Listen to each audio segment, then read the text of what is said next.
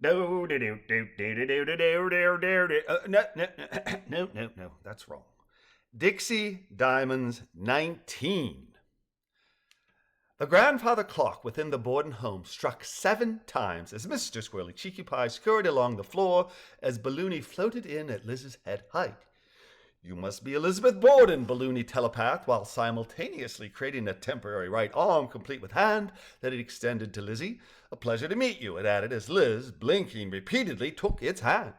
The pleasure's mine, she stuttered. May I introduce you to Edward, my husband? Edward, this is Balloony.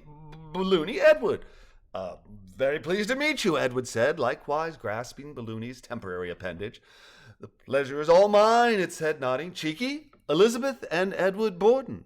Mr. Squirrely Cheeky Pie stood on his hind legs and chirped while Balloony telepathically translated.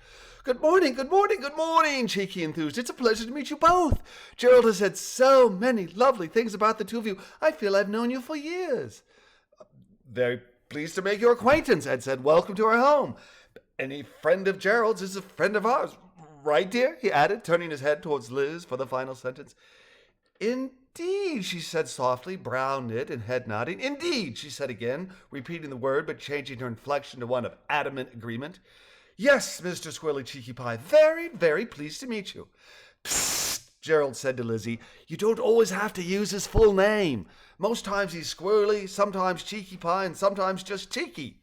Turning his head to Squirrely, he added, I don't believe we ever call you just Pie nor Mister. Is that correct?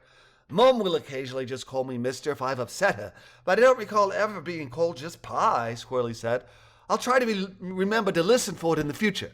It is a pleasure to meet you both, but it seems we interrupted your breakfast. Please, why don't you go ahead and eat while we chat? Oh, Ed said, his eyes blinking repeatedly as he processed a very strange occurrence being treated as mundane, a word that means routine or dull. Thank you so much. Have you eaten? No, Ed, Jerald said, rubbing his head cat-like against Ed's calf.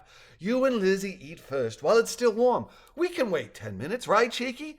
Absolutely, Cheeky Pie replied. Please eat, a suggestion or order to which the Bordens happily acceded, a word that means agreeing to a request or demand.